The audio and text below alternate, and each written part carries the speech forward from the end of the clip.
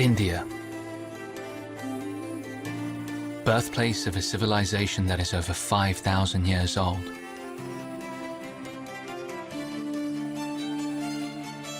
A land where ancient traditions live side by side with a dynamic modern society.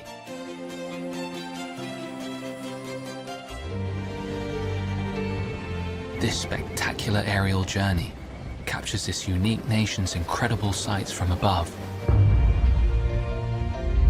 for the first time. It shows how ancient festivals still dictate the rhythms of life here, and how Indians are forging new traditions today. From the drive to make democracy work for everyone in a nation of over 1 billion people, to ensuring ancient skills and techniques are preserved for future generations. Our bird's eye view reveals how this nation is embracing its past to forge its future.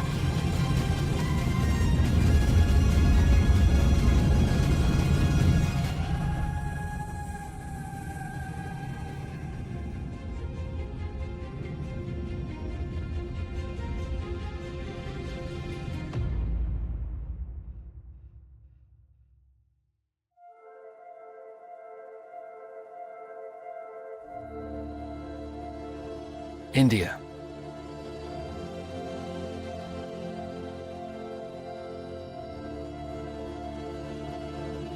Home to 1.3 billion people.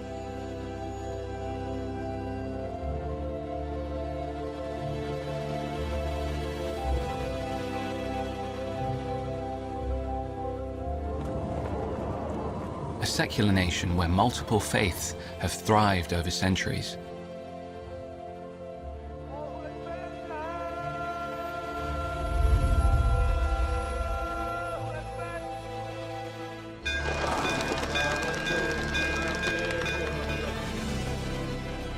This is the birthplace of the world's oldest surviving religion, Hinduism. Scholars believe the roots of Hinduism lie in ancient texts written over 4,000 years ago.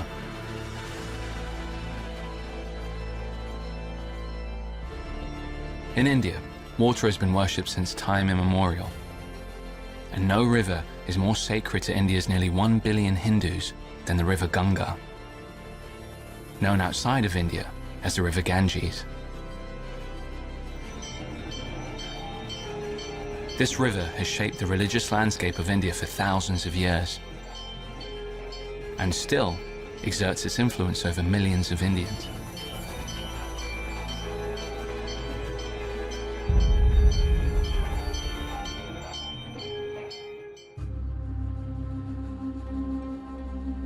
One of the most revered parts of the river is at Prayagraj, 448 miles southeast of India's capital city, Delhi.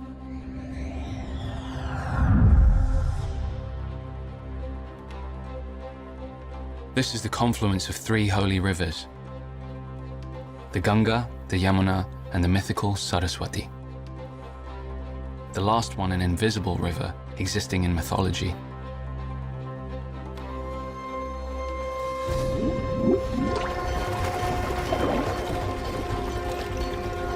Hindus believe the holy waters of these rivers washes away all mortal sins.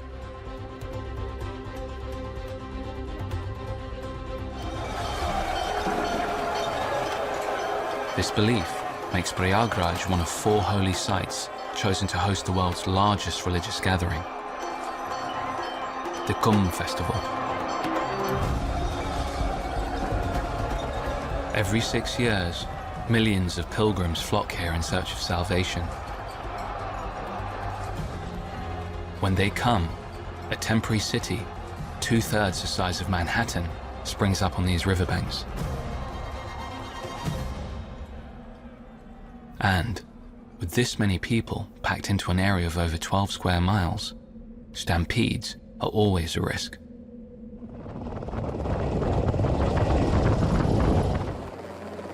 previous Kumbh Melas reporting a number of deaths due to overcrowding, the task of ensuring the safety of the pilgrims falls on the 20,000 police officers deployed at Prayagraj, especially for this festival.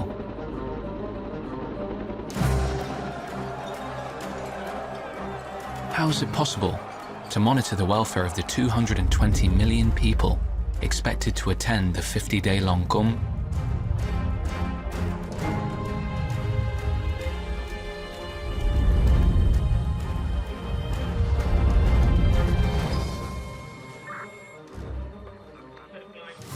Deputy Inspector General K.P. Singh pioneers a modern solution to this ancient problem. This time we have used more than 1,000 plus cameras. So we tried to incorporate technology with the best people. So it was a new experiment altogether. In the control room, Singh's team uses artificial intelligence to analyze the live feeds from over 1,000 fixed and drone cameras positioned around the festival. This allows them to watch over pilgrims across the whole site around the clock. The technology uses an algorithm which measures the number of pilgrims in real time in specific areas and analyzes crowd densities.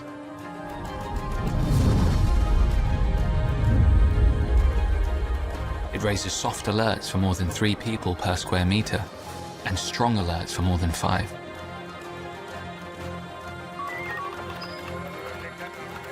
This helps inform the team about the areas in danger of becoming overcrowded.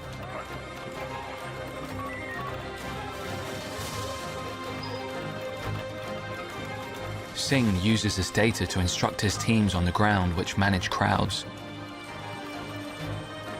eliminating bottlenecks and averting injury.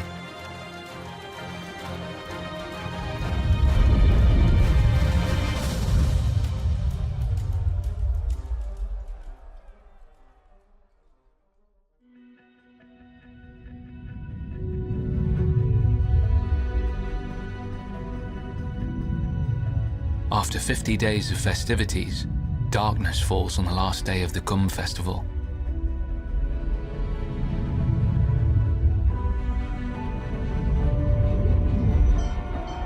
The pilgrims launch hundreds of burning lamps into the sacred rivers, Ganga and Yamuna.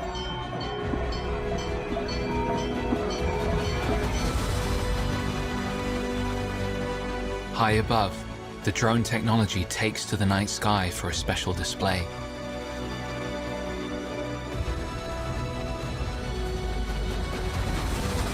They spell out the phrase Kumbh 2019 together with the 3 colors of the Indian national flag. This modern-day spectacle marks the end of the largest religious gathering in the world.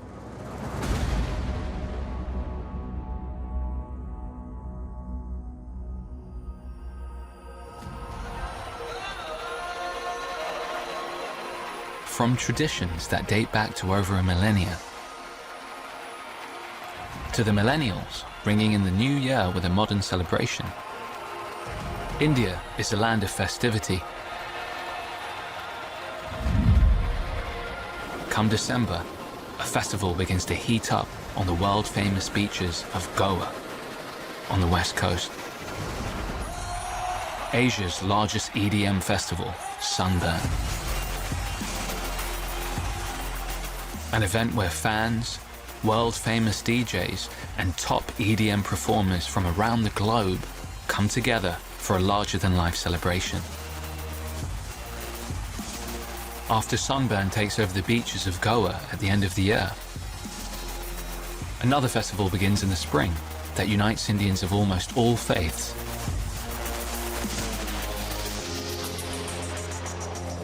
We travel from the southwest to the northern region of India.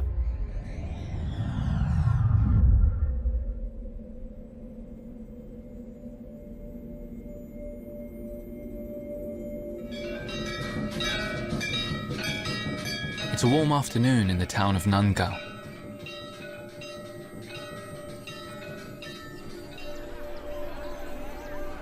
A view from the air reveals a group of young men winding their way through the narrow passages in the town.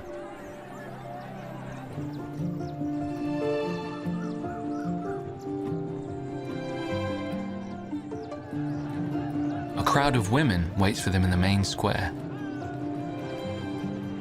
Each woman is armed with a long stick called a lathi.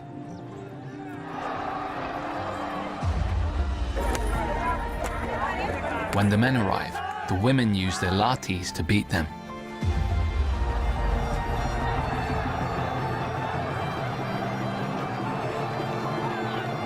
This symbolic act is part of a day-long celebration in Nandgaon that marks the beginning of the festival of Holi every year.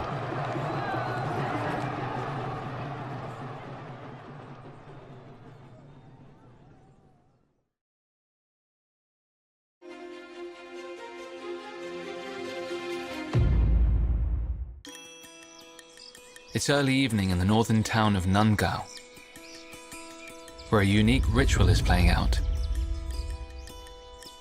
This is Latmar Holi. It began as a retelling of a famous Hindu legend. A love story between Lord Krishna and the maiden Radha.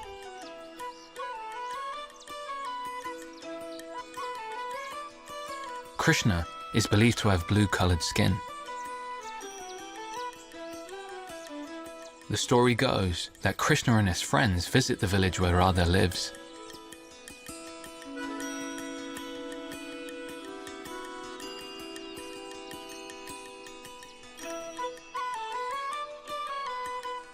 Krishna smothers her in pigment to try and change the color of her skin.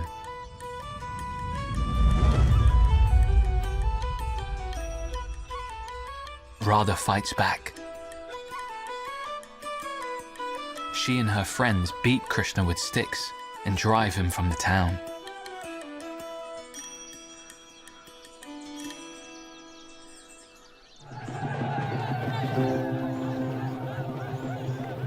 The modern inhabitants of Nandgaon, the village where Lord Krishna spent his childhood, recreate this tale of a youthful prank in their playful stick-beating ritual.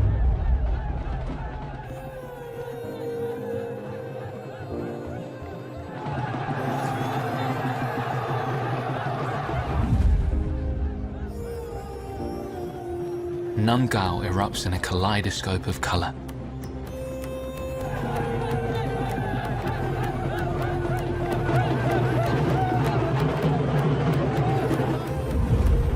Neighbors throw handfuls of pigment at each other to celebrate the ancient legend. Age, gender, and nationality disappear under a blanket of colors.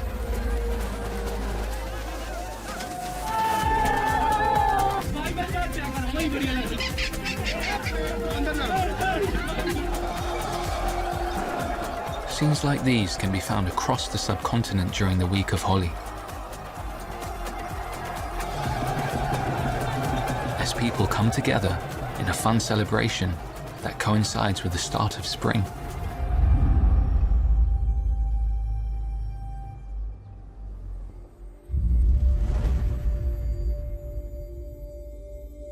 Like the festivals which bind together India's citizens,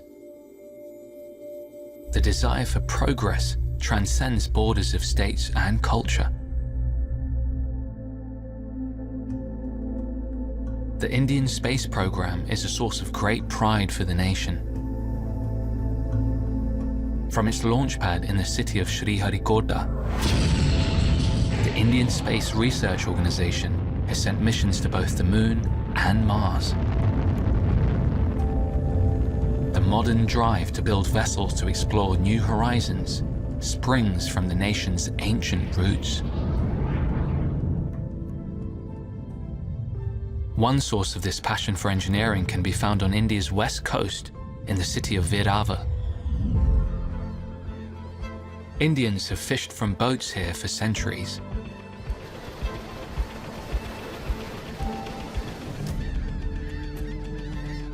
Bird's eye view reveals Veeraval is still a busy fishing port today.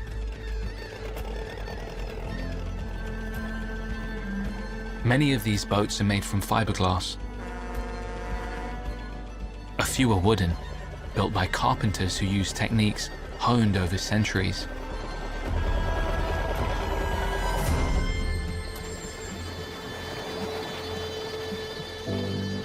Mansoor Qureshi comes from a long line of shipbuilders that has always made boats the old way. वाहन बनाने में 7 पीढ़ी चला गया हमारा, तो लकड़ी का जहाज हो या लकड़ी का बोट हो, फिशिंग, ये हम ही बना रहे हैं, हमारा कुटुंब ही बना रहा है, दूसरा कुछ कोई बना नहीं रहा है अभी तक। मैं लकड़ी से ही काम पूरा करूंगा और मेरे बच्चे को भी लकड़ी का ही काम सिखाऊंगा मैं।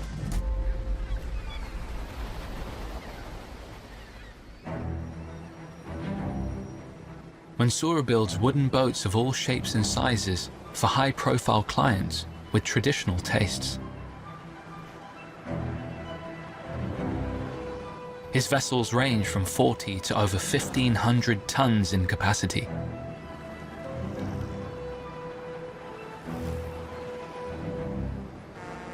This week, the pressure is on Mansoor and his team.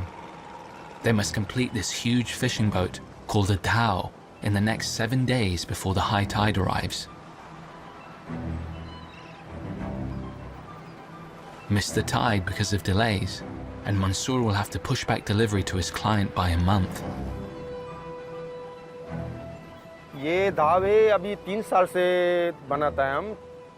ये सबसे बड़ा जहाज है लकड़ी का, ये 1500 टन का वाहन है। आदमी लोग इसमें 25 से 30 आदमी काम करता है। उसमें बनाने में बहुत तकलीफ होता है ये चीज़ को अभी, लेकिन फिर भी बनाता है क्योंकि हमारे खून में ये चीज़ है। Today, Mansoor must check the boat's hull one final time to make sure it's ready for launch. Every wooden panel and every joint must be perfect. Defects must be repaired. Mansoor's team cannot risk late delivery to the client. The hull of a vessel like this one starts as a single piece of wood called a keel. Craftsmen make a frame to support the boat's shape using large planks of wood. Then, the last layer of wood which makes the outer skin of the boat is fitted on. Mansoor's team of skilled workers uses only nuts and bolts to put this dhow together.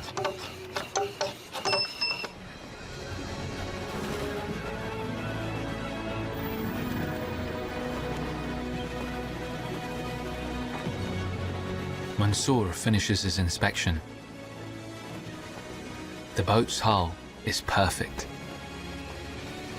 The build is right on schedule for floating and delivery to the client.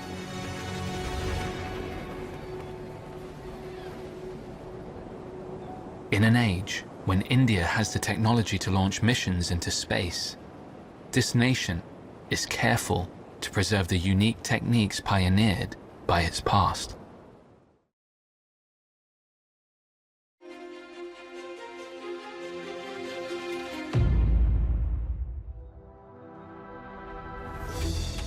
India is one of the fastest growing economies in the industrialized world. And its population is predicted to increase 20% to 1.5 billion by 2030. This growth will stretch India's energy infrastructure to its limits. To meet future demand, India has an ambitious plan to boost the amount of energy it generates from renewable sources by 40% before the end of the decade.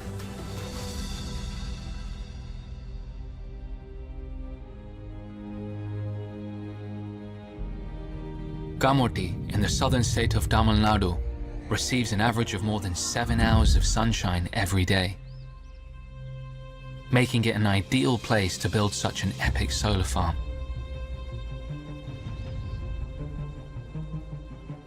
And this monumental power plant is best seen from above.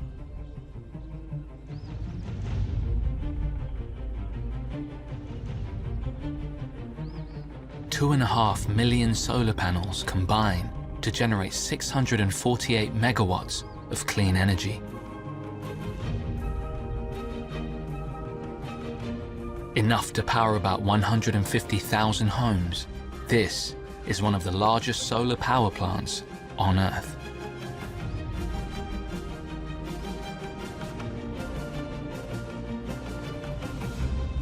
The entire project is spread across 2,500 acres of land. If I have to give an analogy, that land means 950 Olympic-sized football grounds.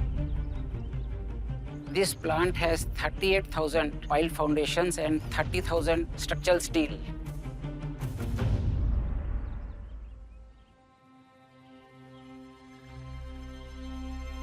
The solar farm needs to run at close to maximum efficiency to meet demand. For this, Anil Gupta and his team must make sure nothing prevents the sunlight from reaching the panel's photovoltaic cells. Anil assigns a team of 20 grass cutters to remove tall foliage that could throw shadows over the solar panels.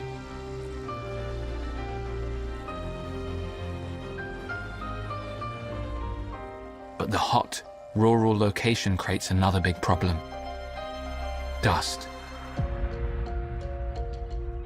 Layers of dust settle on the panels each day, which could impede efficiency. Using water jets to clean the panels takes too long and is too labor-intensive. So Anil deploys a solution.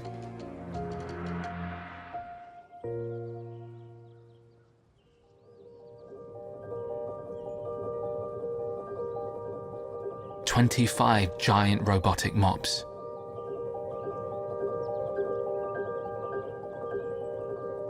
Each spins at 100 revolutions per minute. A solar-powered motor moves them vertically up and down a rectangular frame attached to a row of solar panels.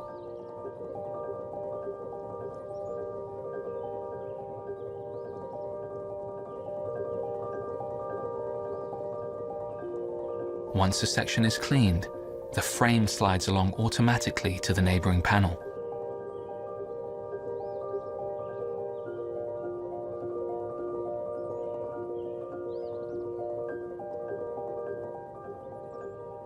It takes one mop around 2 hours to clean a row of solar panels 803 feet long.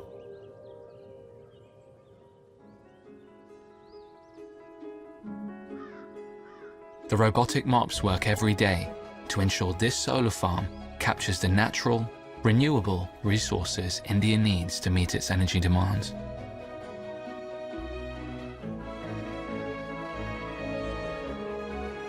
India is poising to become a part of $5 trillion economy by the year 2025, and today we are at 2.7.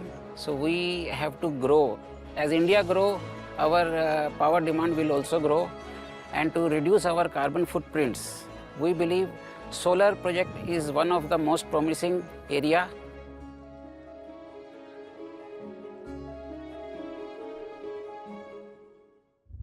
India is one of the youngest nations on Earth, with more than 65% of its population under the age of 35. They honor the past while bringing innovation to all areas of modern life, from business and technology to sport and big events, building new traditions for the future. One of the most extreme sports events takes place over 2,000 miles from Kamoti in India's northernmost territory. Ladakh is one of the most remote places on Earth.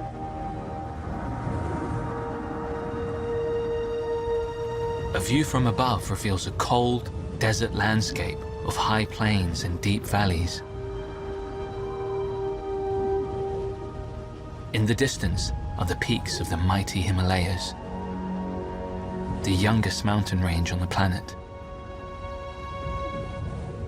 This unforgiving terrain is now the setting for one of the world's toughest sporting events.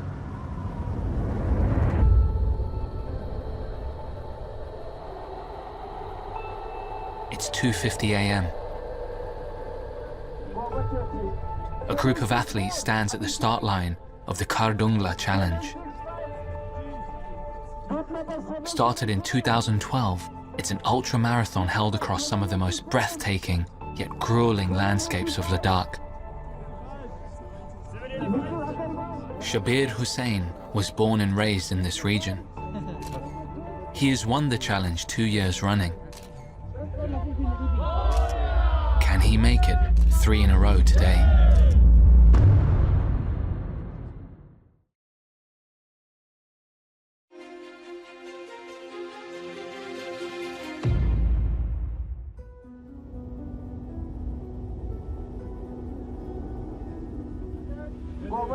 The Khardungla Challenge is a 44.7-mile ultra-marathon across some of the world's highest and most demanding terrains. It is a new sporting festival for the 21st century. Shabir Hussain has emerged victorious 2 years in a row. Today, he hopes to make it 3. Actual में run जो है दिल और दिमाग से दौड़ना होता है, तो ये सोच में रहना चाहिए कि मैं फिनिश करूंगा किसी भी हालत में. 3 a.m. 3, 2, 1, go! The race begins.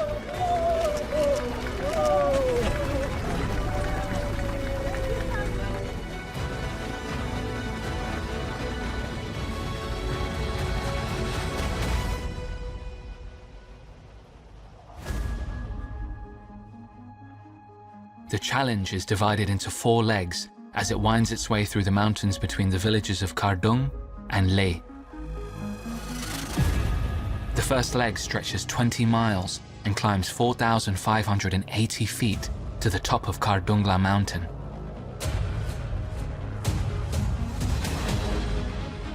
Shabir must run up one of the highest paved roads in the world in almost complete darkness to get there. इस देश में मुझे सबसे टॉप लगता है यहाँ से नॉर्थ पोल से के टॉप तक, क्योंकि उधर मौसम चेंजिंग होते रहता है, तो ज़्यादा सर्दी होता है, तो भाग नहीं पाते.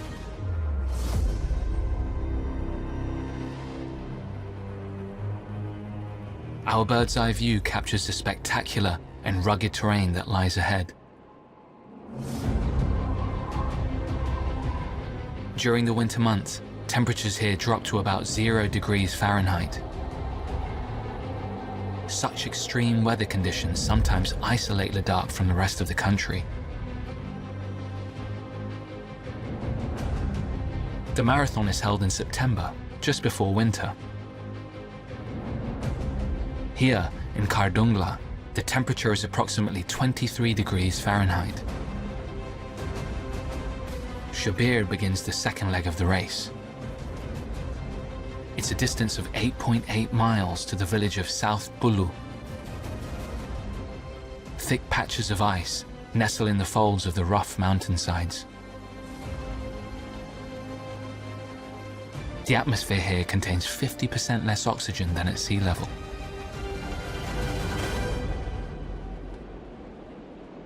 The biggest challenge that runners feel, especially people who are coming from outside Ladakh, is the elevation. You know, running at over 17,000 feet, it's absolutely, you know, something people will not imagine.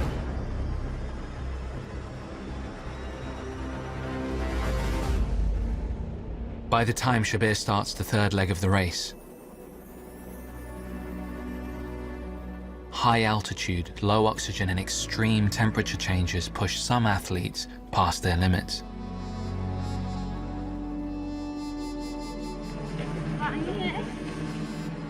Water.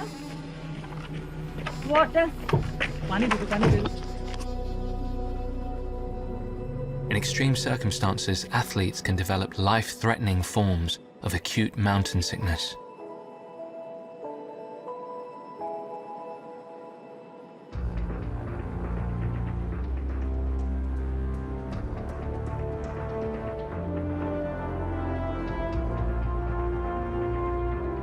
Shabir stays focused on his objective.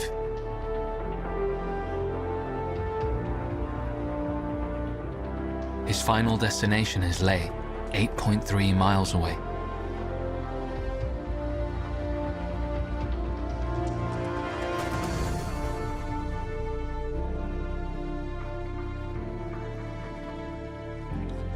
At the finish line in Leh Market, a crowd is waiting.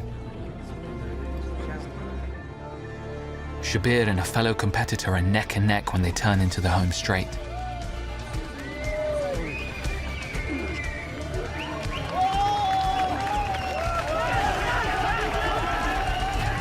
Six hours and 53 minutes after he set off, Shabir Hussain makes history, becoming the first person ever to win the Khardungla challenge 3 years in a row.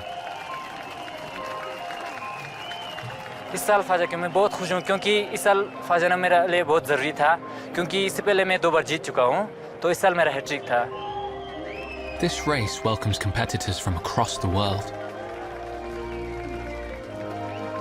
120 athletes out of the 142 that started the race complete the challenge. They can take pride in finishing one of the world's highest ultramarathons.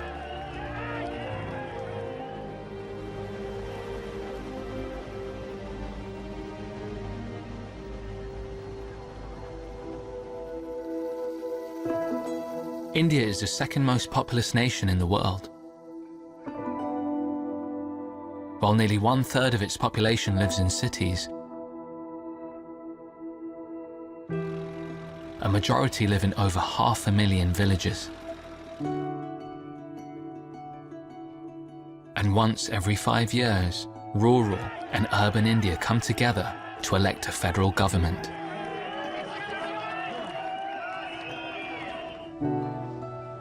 From the high mountains to the dense forests in the country, no matter where one resides, the Election Commission of India makes sure that each registered voter can cast their vote.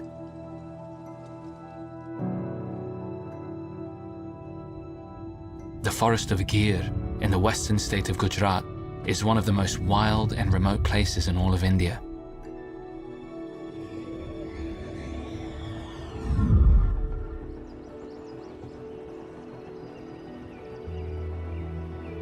An abundance of deciduous trees stretches to the horizon.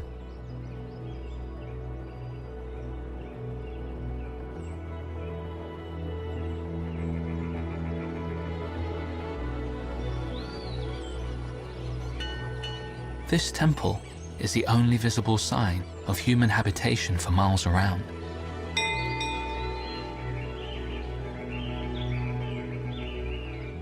Home to 69-year-old priest Bharat Das Darshan Das.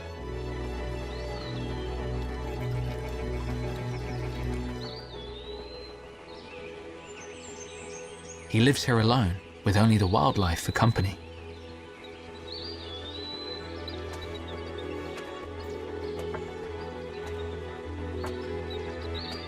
यहाँ शेर दीपड़ा सब कुछ रहता है, उसके अंदर मैं भी रहता हूँ.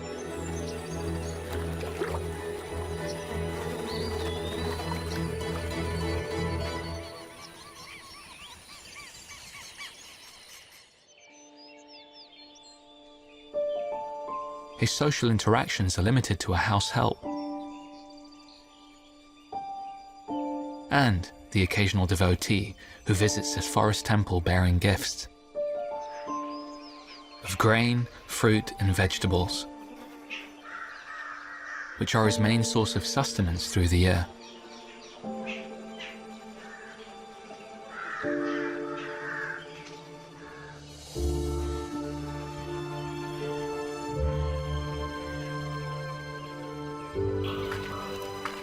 The priest's solitude is broken once every 5 years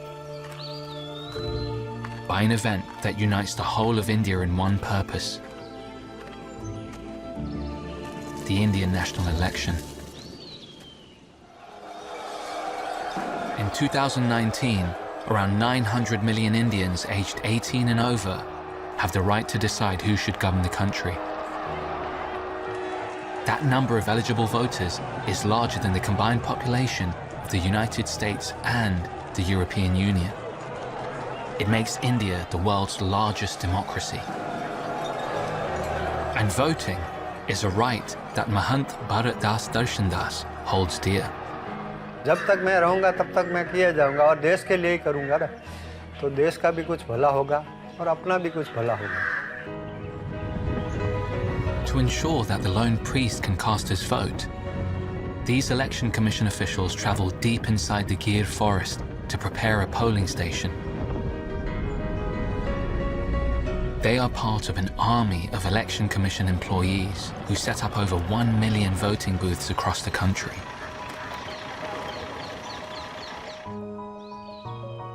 Making sure that there is a voting booth erected for every 1.2 miles of land.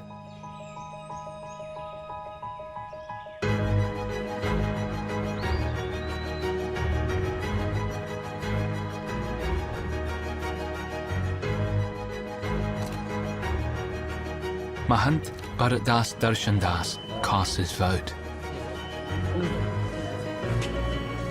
The election official marks his nail with indelible ink, a device to ensure no one can vote twice.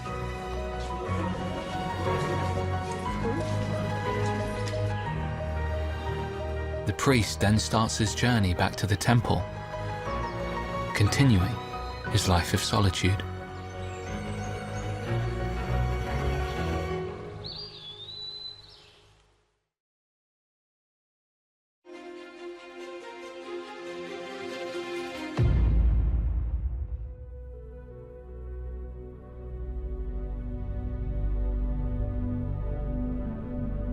Delhi,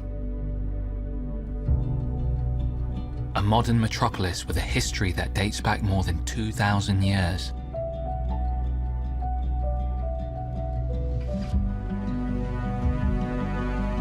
A city that has been built and rebuilt 9 times. It has served as the national capital for over 100 years.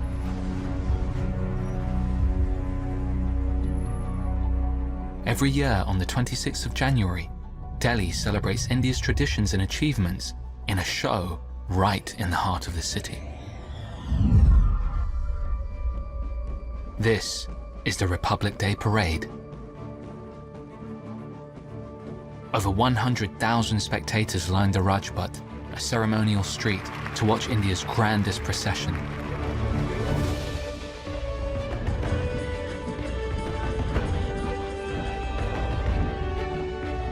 Nearly 40 million Indians watch it on live TV.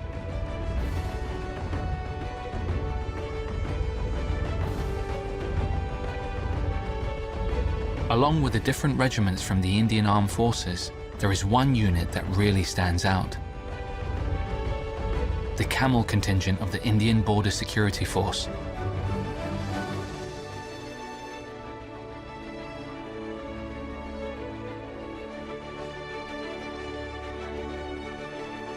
Every Camel contingent soldier considers riding in the Republic Day Parade a great honor. ये हमारे सीमा सुरक्षा बल के लिए बहुत ही गौरव और गर्व का विषय है और हमारे भारतवर्ष में ही नहीं पूरे विश्व में भी इसकी पूरी प्रशंसा की जाती है और इसको लोग बहुत ही चाव से देखते हैं. The unit must ride the 4.2 miles of the procession route in perfect formation.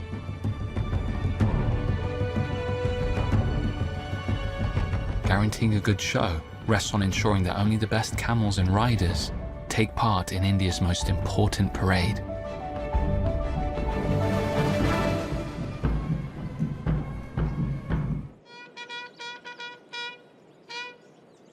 "354 miles southwest of Delhi is the Camel contingent's barracks at Jodhpur.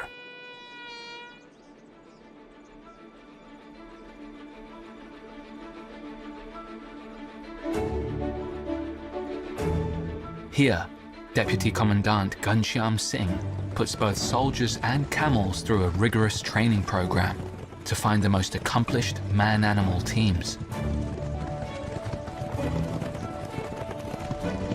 Physical fitness is critical to ensuring a flawless performance. All riders and camels must demonstrate they are parade ready. सबसे पहले तो जो camel handler है वो चुस्त दुरुस्त और fit for होना चाहिए, बिलो 40 होना चाहिए ताकि वो उनको साथ सभी तरह की एक्टिविटीज़ में अच्छे से उसको ट्रेन कर सके और खुद भी अपना उसके साथ तारतम्य या कोऑर्डिनेशन ठीक से बिठा सके।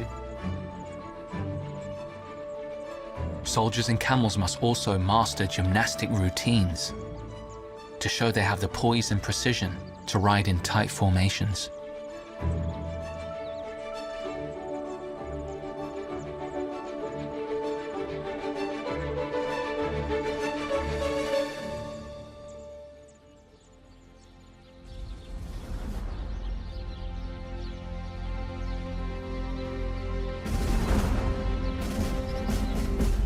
Riders strengthen this bond with their camels through a meticulous routine that they follow.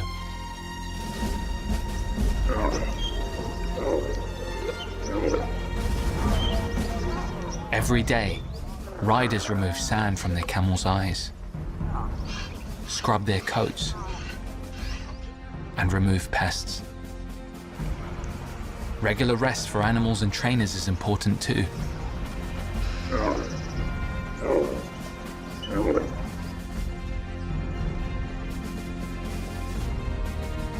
An ethical concern for some animal activists, the use of camels in the Republic Day parade remains an important cultural ceremony for the Indian Armed Forces.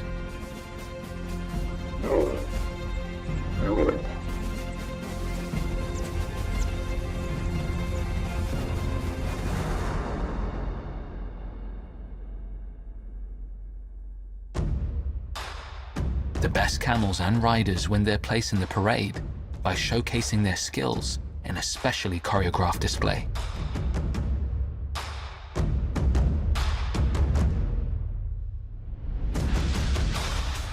Every camel and rider must perform impeccably. The smallest hesitation is enough to cost them their place in the parade.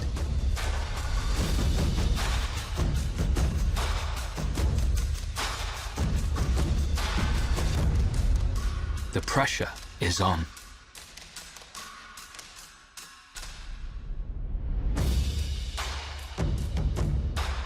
After months of training, camels and riders transition seamlessly between formations. Every man-animal team keeps perfect time. Not one misses a step or a cue. With the training complete, the camel contingent is all set to march at the next Republic Day parade.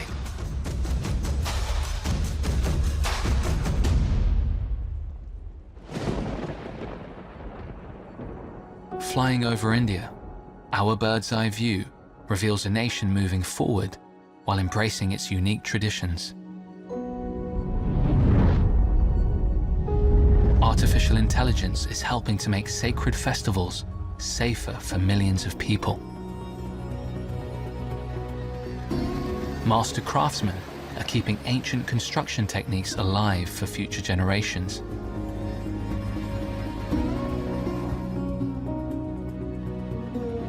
This is a land where the achievements of the past are still inspiring the Indians of today.